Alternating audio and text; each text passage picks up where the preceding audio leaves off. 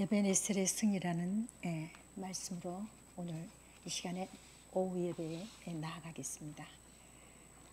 9절에서 보면은요, 사무엘이 젖먹는 어린 양 하나를 가져다가 온전한 번제를 여호와께 드리고 여호와께 부르짖으며 여호와께서 응답하셨더라. 10절에서 보시면은요, 그날에 여호와께서 블레셋 사람에게 큰 우레를 바라며 그들을 어지럽게 하시니 그들이 이스라엘 앞에서 패한지라. 12절에서 보면은요, 사무엘이 돌을 취하여 미스바와 센 사이에 세워 이르되 여호와께서 여기까지 우리를 도우셨다 하고 그 이름을 에베네셀이라 하니라. 그 다음 14절을 보면은요, 13절에 여호와의 손이 사무엘이 사는 날 동안에 블레셋 사람을 막으심에 14절 이스라엘이 그 사방 지역을 블레셋 사람들의 손에서 도로 찾았고 평화가 있었더라. 이것이 오늘 주된 핵심의 말씀드립니다. 본문에 들어가기 전에 우리가 한번 생각해 볼 일이 있습니다. 우리가 이 땅을 살아가면서 보면은 가장 어렵고 힘든 인생의 딜레마가 있습니다. 그것은 인간은 잘 변하지 않는다는 것입니다. 그런데 수영로 교회에 있을 때 우리가 정필도 목사님 자주 쓰시는 말씀이 있죠. 개떡 같은 성도. 근데 그 개떡 같은 성도가 성숙한 성도가 되려면은 그 변하는 과정이 어떤 과정을 거쳐야 되겠습니까? 여기에 답이 있습니다. 성경에서 말하고 있습니다. 고린도후서 5장 17절. 그런즉 누구든지 그리스도 안에 있으면 새로운 피조물이라. 이전 것은 지나갔으니 보라 새 것이 되었도다. 성경에서 말하고 있습니다. 제가 수영로 교회를 다닌 것이 96년도예요. 그때 저는 개떡 같은 신자였어요. 내 꿈이 있었어요. 수영로 교회를 왜 열심히 나왔느냐. 제가 우리 아이가 셋인데요. 큰아들에게는 첼로를 가르쳐주고 싶었고요. 딸에게는 바이올린을 가르쳐주고 싶었고 막내에게는 플루스를 가르쳐주고 싶었어요. 자, 피아노는 기본으로. 그런 마음으로 이제 그 큰아이를 위해서 이제 그 수영로교에 첼로 레슨을 하러 오고요. 그 다음 딸아이를 위해서 바이올린 레슨을 하러 이제 일부러 동네에서 이제까지 오면서 그렇게 이제 교회에 나오게 된 것이거든요. 그때 저희 남편이랑 어머니가 저에게 대해서 한 말이 있어요.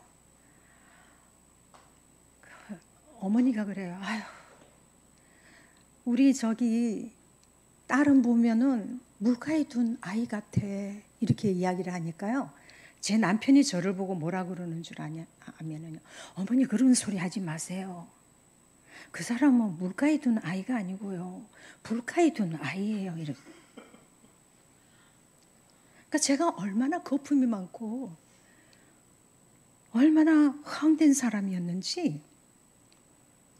그런데 수영로 철야 때 제가 은혜를 얼마나 많이 받았는지 목사님이 하시는 그 말씀이 전부 다 나보고 하는 소리예요.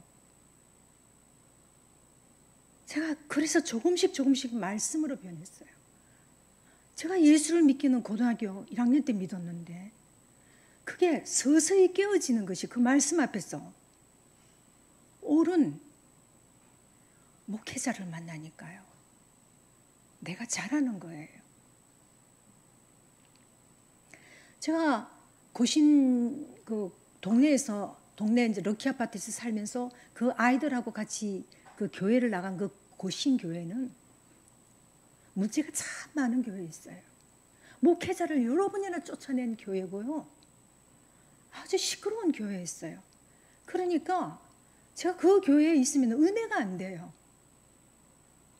그래서 어떻게 하면 은혜 받는 통로가 없을까 하고 생각했는데 그때 그 아파트 안에 이정식 권사님하고 건진이 권사님 이런 분들이 다 이제 그 의사 부인이시니까 같이 이렇게 하면서 자연스럽게 제가 이제 거기서 합해져 가지고 그렇게 이제 수영록에서 은혜를 받게 된 거예요. 그러면서 제가 이제 수영록 조직에 이제 몸을 담게 된 것이죠. 예, 그렇게 하다가 하나님께서 이렇게 쓰임을 받았는데 지금까지 우리가 생각할 때 한번 생각해 봅시다. 우리가 오늘날 이렇게 했지만 내 능력으로 살아왔는 것인지 아니면 내가 건강해서 내가 출중해서 똑똑해서 잘 살아온 것이 아니라는 것입니다.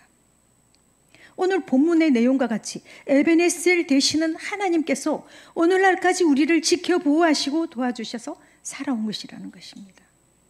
그러므로 우리는 도움의 돌이 되시는 그 에베네셀의 하나님을 의지해야 됩니다. 지금 우리가 살아온 것은 하나님의 은혜이고 그 기적의 하나님 에베네셀 하나님께서 여기까지 우리를 도우셨음을 찬양해야 합니다. 제가 이제 이렇게 제 마음대로 제 뜻대로 그렇게 살았습니다. 그랬는데요. 제가 기도원을 올라갈 이유가 없었어요. 기도원을 올라갈 이유가 없었어요. 우리는 고신이라서 고상하게 기도원 올라가면 이상한 막 손뼉치고 이러면 또 이상하다고 생각을 했었거든요. 그랬는데요. 애들을 키워가는데요. 애들은 자꾸 잘하는데 엄마는 안 잘하는 거예요. 그러니까는 애들이 엄마한테 대해서 존경심이 없어요. 근데 이제 큰아들이 이제 아주 똑똑하다 보니까 얘가 이제 엄마에게 이제 얘기를 하는 거예요. 어머니, 높아지고 싶으세요? 다 이러는 거예요. 그러면은 기가 딱 차는 거예요. 내가 언제 높아지고 싶다 그랬냐? 자, 높아지려면 여러분들 어떻게 해야 돼요? 자기를 낮춰야 되잖아요. 낮아져야 되는 거예요. 근데 또 이 녀석이 또 어느 날 토더니 어머니 존경받고 싶습니까? 이러는 거예요. 난 존경받으려는 의도가 없었는데 존경받으려면 여러분들 어떻게 해야 됩니까? 어떻게 해야 돼요? 겸손하게 낮아져야 돼요. 머리가 아파 죽겠어요. 우리 아들이 견적이 안 돼. 견적이 안 나와. 난 너무 고상한데 저 아이를 어떻게 할 수가 없어.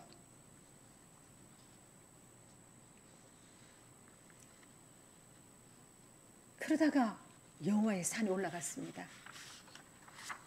가나안 기도는 올라갔어요. 하나님, 힘들어요. 근데 그때 부흥사가 설교를 하시는데 한 가지 이제 예를 들어서 얘기하시는 거예요. 교회 가면은요 여자들이 말이 많아요. 암탉들이 참 많아요. 그 암탉들은 알도 놓지 못해요. 아주 말 많아요. 교회를 어지럽혀요. 그런데요 그 암탉들도요 성령의 압력밥솥에 푹 삶아 놓으면은요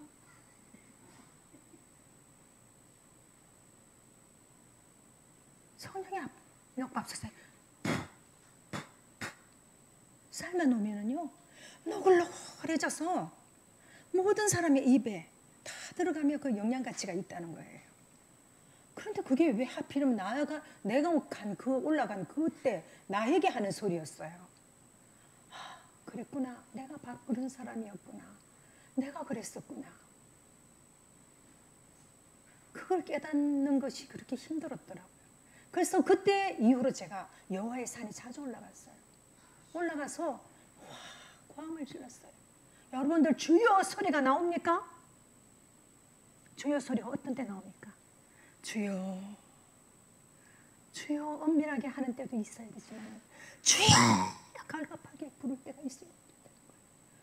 또 이 고상한 여자가요. 아이가 또 이제 엄마하고 또 이제 힘들다 보니까 어머니 제가 고등학교 들어가기 중학교 3학년 때 어머니 아버지 칠막 7장을 들고 왔어요. 책을. 칠막 7장이 무슨 책인지 아시죠? 홍정욱 칠막 7장. 아무도 가지 않은 길 내가 가련다. 이렇게 이제 그런 것을 이야기를 하잖아요. 어머니, 아버지, 저 캐나다 보내주세요. 거기서 공부하겠습니다.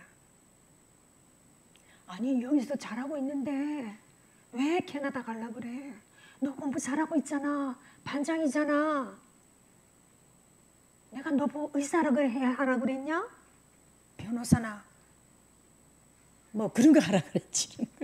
그게 그 소리죠. 그런데요, 저 좀 국제 변호사 될 테니까요, 저 좀 제발요 좀 보내주세요. 여기 있다간 제가 힘들어요. 너무 힘들어요. 그런데요, 그 아이의 그 단호함 때문에 아버지가 손을 들고 그래 보내준 거예요. 우리 아빠는 뭘 생각했습니까? 우리 아들이 국제 변호사가 될 것이라는 그런 생각을 하면서 아이를 보냈어요. 단 한 가지, 가는데 절대로 한국 사람은 만나지 마라. 그리고 뭐뭐 해라, 해라만 얘기했어요. 그리고 뭐뭐는 하지 말라 이런 이야기만 한 거예요. 그리고 걔가 갔어요. 갔는데 걔가 가자마자 우리 한국 아이들이 똑똑해요. 장학금을 탄 거예요. 얼마나 신나요. 우리 남편도 너무 신이 났어요. 그래서 본인은 이제 직장 있으니까 못 가고 여보 당신이 가게. 이래서 제가 이제 캐나다를 갔어요. 얼마나 부푼 마음으로 캐나다를 갔겠습니까? 갔는데요, 제가 또 식은방진 데가 있다 그랬잖아요. 그때 그냥 카를 타고 갔으면 아무 문제 없는 거를 좀 어설픈 그 영어 좀 한다고 제가 무슨 말씀인지 아시겠죠? 그 이제 외국 비행기를 탁 타고 이제 고상하게 앉아서 갔어요. 그런데 그때 당시만 해도 참 힘든 시기였어요. 우리 한국에 대해서 거기 별반 알아주지 않는 나라라서 제가 캐나다를 가는데 비자가 필요 없는데 미국 비행기를 타고 가기 때문에 이걸 공항에서 밖으로 못 나가는 거예요. 웨이팅룸에서 no 비자 하고 탁 스티그 막 이렇게 가슴에 탁 달았어요. 두 여자가 필리핀 여자하고 나랑 둘이서 no 비자.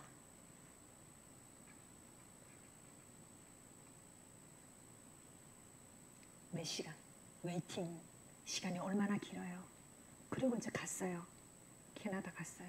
도착하니까 왜 왔냐? 아, 우리 아들이 말이야 상을 탔어. 막 이제 내가 그 짧은 영어로 막 축하한다 막 이래가지고 그래 된 거예요. 갔는데 우리 아들이 첫날 딱 그래 보더니 어머니 잘 오셨네요. 그런데요 어머니 저 여기 하숙집에는 제가 지금 시험 기간이라서요. 저랑 같이 못 있고요. 어머니는 교회에서 지내시고요. 딱 이러는 거예요. 그때부터 제가 멘붕이 오기 시작한 거예요. 아들이 그때부터 나를 안 보는 거예요. 2주간을 내가 국채 파출부를 하고 왔습니다. 도우미를 하고 왔어요. 그러다가 제가 이제 한국을 돌아오는데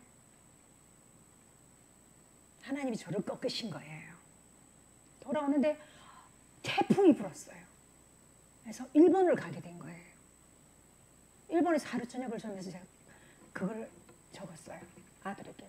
아들아, 엄마는 습습하단다. 그랬더니 우리 아들이 다 날아왔어요. 무엇을 더 바라십니까? 이렇게. 제가 사람과의 갈등이 있어서 갈등이 있다 싶으면 저는 피하는 사람이에요. 그런데요, 내 아들은 어떻게 돼요? 안 보고 말 사람이 아니잖아요. 그러니까 저 하나 꺾으려고요. 하나님이 무던히 애를 쓰시면서 꺾으신 거예요. 제가 야성이 없어요. 신앙생활을 하면서. 근데 하나님이 그 야성을 키우시기를 원하며 또 겸손을 배우기를 원하며 정말 예수의 사람이 되기를 원하는 마음에서 하나님이 그런 환경을 내가 피하면 저 사람하고 갈등 싫어서 피하면 다른 사람을 또 옆에서 붙여주시는 거예요. 그런데 교회 생활은 제가 얼마나 으뜸이었습니까? 상당히 으뜸이었어요. 전에도 얘기했듯이 저 아니면 교회가 안 돌아가는 줄 알았어요. 하여튼 요소요소에 그냥 제가 다 커버하고 있었으니까요. 그렇지만 하나님을 받으시지를 않았어요. 근데 우리가 초대 교회는 야성이 있었던 교회였잖아요. 그리고 야성이 있는 교회들이 참 많았어요. 예전만 해도 그죠? 핍박이 오면 피 흘려가면서 대항하고, 시험이 오면 온 성도가 모여서 기도하고 그 위기를 극복해내고, 그런 한국교회. 거기서 저도 기도원에 올라가서 소나무를 뽑는 흉내를 냈어요. 소나무 뽑는 흉내만 냈어요. 냈는데요, 하나님이 그 기도 다 들어주시더라고요.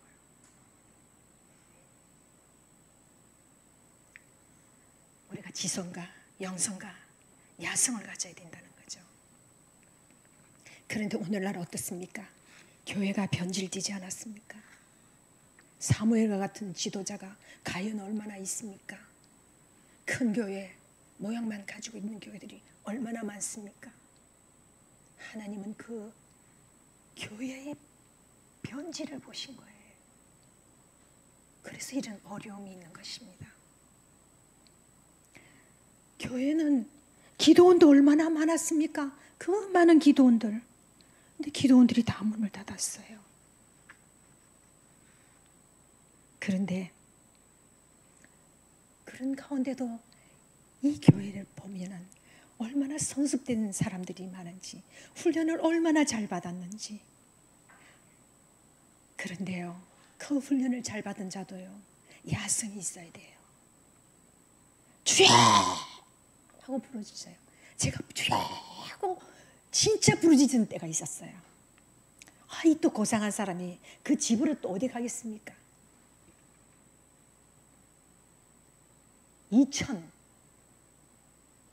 2004년도에 제가 고신대에 이제 제가 시간 강사를 얻으려고요. 복지에. 우리가 이제 인제대 복지대학원 나온 사람들이 거기서 이제 강의를 많이 하시는 거예요. 근데 그 사람들은 다 예수를 안 믿는 사람들이기 때문에 나는 예수를 믿는 사람이잖아요. 그래서 이제 제가 이제 나름대로 야망을 가지고 올라갔어요. 차를 타고 이제 올라갔는데, 그때 이제 그 복지대학원을 이제 학장님을 만났어요. 여자 학장님인데 아주 훌륭하신 분이에요. 그래서 그분하고 이제 이야기를 나눴어요. 근데 그때 제가요, 제 차가 수동이었거든요. 근데 그 고신대가요, 아주 가풀막이에요. 아주 가풀막이에요. 근데 학교가 교문이 가풀막 꼭대기에 있어요. 근데 차를 거기다 탁 댔어요. 두 분이 앉아서 얘기를 조곤조곤 하고 있었는데 갑자기 차가 밀려가기 시작합니다. 이거는 수동이야. 안 돼요. 매뉴얼 시스템이 안 되는 거예요. 기아를 흔들어도 안 되고 차가 내려갑니다. 이쪽 오른편에서는요, 학생들이요 버스를 기다리고 있고요, 왼편에서는 차가 올라오고 있어요. 그리고 정문 밑에는 어떻게 되는 줄 아세요? 도서관이 있어요. 그리고 그 사이드로 피해서 가면 저 낭떠러지가 있어요. 진퇴양난입니다. 야, 이제 큰일 났어요. 저는 저 혼자 죽는 것도 아니에요. 옆에 이제 그런데 어떻게 돼요? 감옥 가겠다. 저기 도서관을 박으면 감옥 가든지 낭떠러지 가면 죽는 거. 이건 이제 이판사판이에요. 이제 소리가 난 거예요. 주여! 하고 부르짖었어요. 다 같이 주여! 주여! 내 입장 한번 대보세요. 내 인생 끝났어요.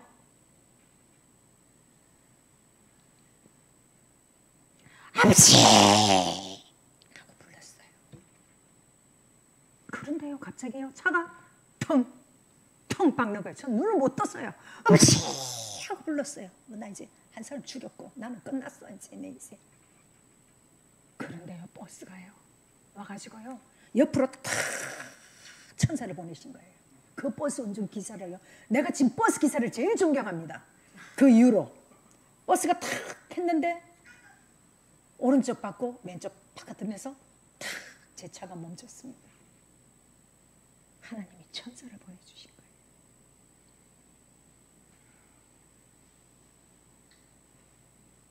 자, 어떤 문제를 가지고 계십니까, 여러분? 기적은 일어납니다. 꼭 이런 일이 있어야 기적이 일어나야 되겠습니까? 그렇잖아요.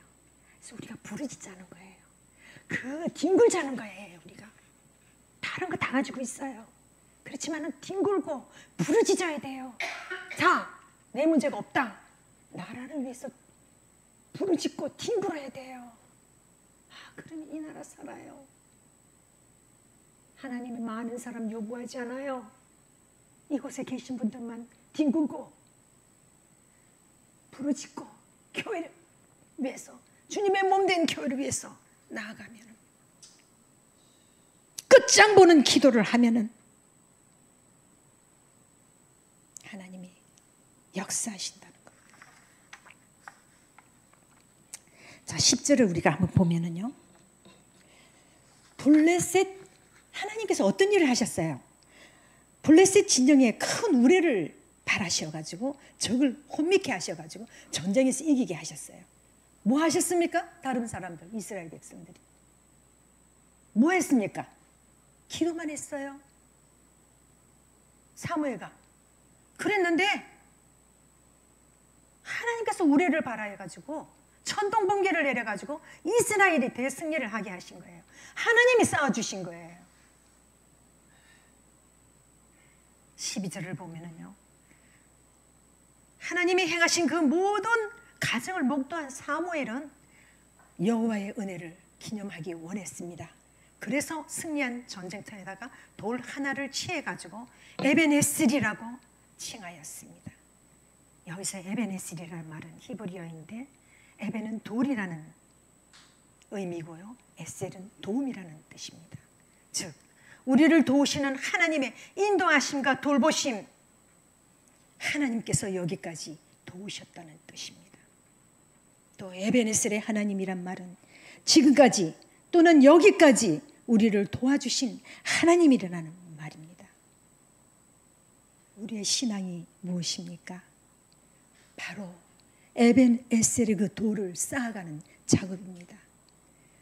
하나님이 이기시는 싸움을 해야 우리에게 최고의 승리가 이루어집니다. 이것이 에벤에셀의 승리입니다. 13절 말씀을 보면은요, 에벤에셀 기념비를 세운 이후에 하나님은 블레셋이 이스라엘 지역 안에 들어오지 못하도록 놀라운 축복을 주셨습니다.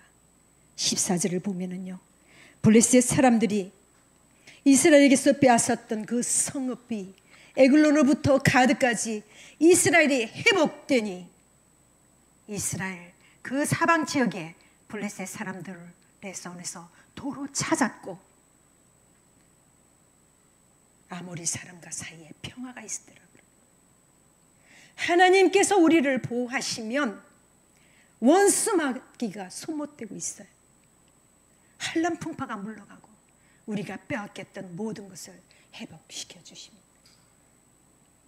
13, 14절 우리가 다시 한번 생각하면 그토록 이스라엘이 원했던 그 샬롬, 하나님이 다스림으로 지켜내는 그 안정, 그 샬롬이 우리가 필요한 때가 아닙니까? 이 본문의 주된 핵심은 진심으로 회개하라는 것입니다. 두 번째로는 우상을 제하고 하나님만 섬기라는 것입니다. 사무엘 한 사람이 바로 서니까 하나님께서 개입하셔서 에벤에셀의 승리가 이루어지듯이 우리의 공동체 지도자 한 사람이 바로 서면 원수가 굴복하는 역사가 이루어진다는 것입니다. 큰 교회가 감당하지 못하면 작은 교회에서 감당을 해야죠. 그 교회가 감당하지 못하면 우리가 감당을 해야죠. 가정에서도 마찬가지입니다. 한 사람이 바로 서면 그 가정은 하나님이 지키시고 교회와 국가에서도 그 한 사람이 바로 서면 하나님이 지키십니다. 이는 사람이 막아서는 이루어질 수가 없고 이길 수가 없지만 여호와의 손이 막으시면 승리하는 것입니다. 이 에베네셀에 하나님께서 우리에게 주시는 복이 있는데요. 어떤 복이 있습니까? 첫째, 원수를 굴복시키는 복을 주십니다. 두 번째, 빼앗겼던 것을 되찾는 회복을 주십니다. 14절에 전쟁을 하지 않고도 사무엘이 살아있는 동안에 이스라엘은 빼앗겼던 것을 모두 회복했다 했습니다. 그렇다면 지금 우리가 무엇을 잃어버렸는가? 또 어떻게 하면 그 빼앗겼던 것을 되찾을 수 있는가? 생각해 볼 문제입니다. 문제는 빼앗겼던 것, 그리고 무엇을 잃어버렸던 그 문제는 우리 모두에게는 각자 자기 자신의 그 자리에 바로 설음으로 인해서 내가 바로 서야 된다는 것입니다. 에베네셀의 승리가 있는 것입니다. 그래서 회복이 이루어지는 것입니다. 그렇지 않습니까? 아멘이시죠? 세 번째, 에베네셀에 하나님께서 우리에게 주시는 복은 원수와 화평하는 축복을 주십니다. 위기에 처한 내 나라입니다. 내 가정입니다. 우리 교회, 우리 공동체를 누가 지켜야 합니까? 우리가? 아니, 내가 지켜야 한다면 어떻게 진정한 승리를 위해서 우리가 할 수 있습니까? 그러나 우리는 엎드리면 에베네셀에 하나님께서 승리하십니다. 저는 제가 쉼터 사역을 할 때 아이들을 데리고 1년에 한두 번씩 기도원으로 올라갔습니다. 그때는 어디로 갔었냐면요, 강남 금식기도원을 제가 자주 올라갔습니다. 그때 진성 형제, 지금 이제 목회자 됐죠. 진성 형제도 이제 같이 데리고 갔어요. 간사로 데리고 갔는데 그 진성 형제가 기도하는 중에 막 공산당들이 자기를 괴롭히면서 하나님을 부인하라고 막 그러는 거예요. 막 벌벌벌 떠는 거예요. 그래서 진성아, 너 죽으면 돼. 주님 사랑하지? 너 죽으면 돼. 죽으면 돼. 목숨 드리면 돼. 그랬더니 걔가 막 몸부림치면서 순교하겠다고. 그리고 걔가 그 모든 억압에서, 굴레에서 벗어나가지고 지금 아름다운 목회자로 지금 사역을 하고 있지 않습니까?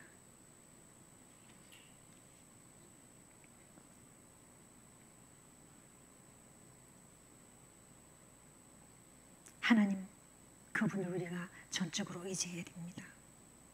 주께서 직접 일하십니다. 그 기적의 역사를 우리가 목도하게 될 줄 믿습니다. 우리의 삶, 예배, 기도, 이 모든 것이 전쟁입니다. 전쟁은 하나님께 속한 것, 하나님이 도우셔야만 승리합니다. 결과적으로 에베네셀의 하나님은 회개할 때 도우시는 하나님입니다. 무엇을 회개해야 될까요? 모르면 하나님께 물어봐야 됩니다. 하나님, 제가 아직도 회개하지 못한 것이 무엇입니까? 하나님, 지금 제가 당면한 문제가 이것입니다. 하나님, 어떻게 하면 이 문제를 해결할 수 있습니까? 하나님이 물으시면은요, 하나님이 답하셔요. 그것도 해결 안 된다. 어디로 가시라고요? 여호와의 산에 올라가 보세요. 우리 예전에는 목사님, 저희들 기도원이 몇 번 갔었지요? 부성교회도 갔었고요. 그 다음 저기 옛날에 그 강진교회 목사님인가? 하여튼 설 목사님이라고 있을 때 우리 그때 초창기에 갔었잖아요. 불덩어리였죠 우리가. 그 불을 다시 회복하셔야 됩니다.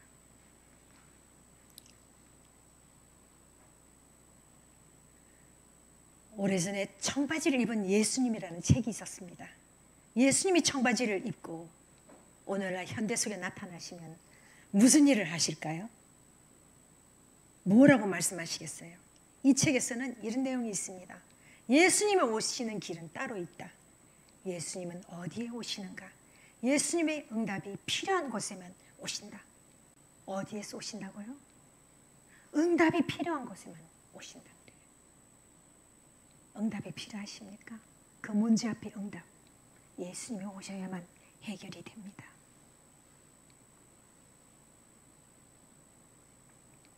오늘날 수많은 사람들이 예수를 믿고 있지만 한결같이 주님을 만나고 체험하는 것은 아닙니다. 오늘날 적용되는 에베네셀은 단순히 과거의 승리를 기념하는 돌이 아닙니다.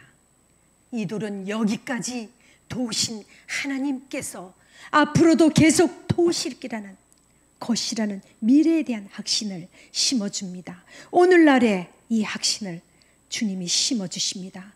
에베네셀은 하나님을 기억하는 이정표이고 내 힘으로 된 것이 아니라 오직 하나님의 은혜였음을 기억하는 겸손과 감사의 증거입니다. 에베네셀은 끝이 아니라 시작입니다. 앞으로도 행하실 에베네셀의 기적을 기대하며 나아가는 믿음의 출발점입니다. 에베네셀의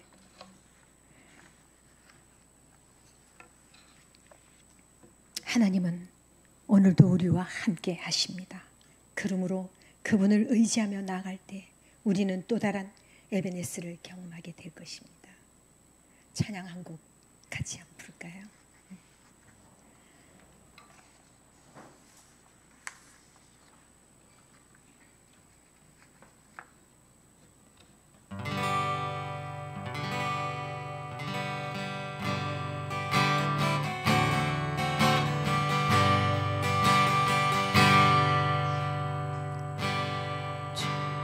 이 손을 꼭 잡고 가서서 약하고 피곤한 이 몸을 얻고 흑암속 해치사 빛으로 손잡고 나를 도하소서.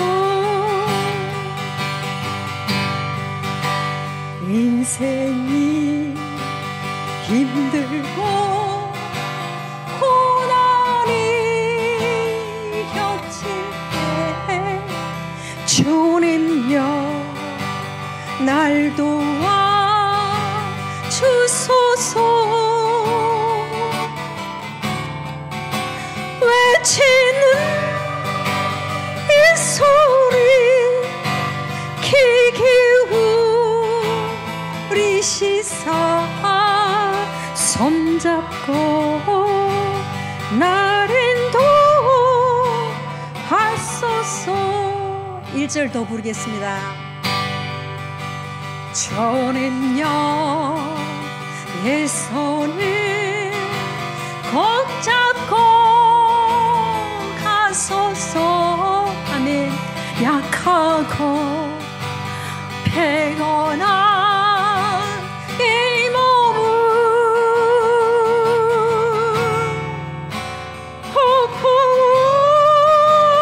흑암속 해치사 빛으로 손잡고 날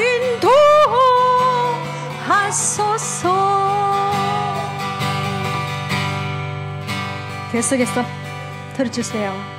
여호와의 위대하심과 반주 주시고요.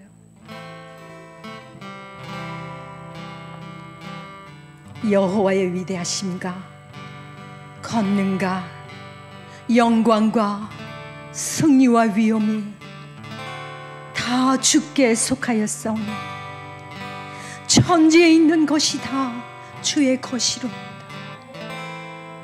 여호와여 주권도 주께 속하였사오니 주는 높으사 만물의 머리이십니다. 부와 기가 주께로 말미암고 또 주는 만물의 주제가 되사 손에 권세와 능력이 있사오니 모든 사람을 크게 하심과 강하게 하심이 주의 손에 있나이다. 기도하겠습니다.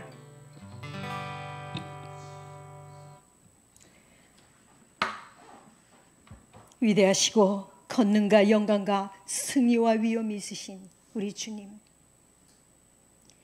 주권도 주께 속하였었고 만물의 머리이신 주님, 보와 기가 주께로 말미암고 주님의 손에 권세와 능력이 있사오니 우리 모든 해운로에 속한 사람들 하나님 크게 하심과 강하게 하심이 주의 손에 있사오니 주여 우리를 받아주시옵소서. 여기까지 우리를 도우신 에베네셀의 아버지 하나님, 우리는 문제만을 바라보고 쉽게 넘어지지만 이제 이후로 우리는 우리가 빼앗겼던 모든 것을 회복하게 해주시고 하나님께서 우리에게 더 좋은 것으로 예배하시고 인도하실 것을 믿고 감사드립니다. 지금까지 우리를 도우신 에베네셀의 하나님께서 주님 재림하시는 그날에 이르기까지 우리와 함께 하실 것을 믿습니다. 에베네셀의 하나님을 찬양하면서 예수님의 이름으로 기도드립니다. 아멘.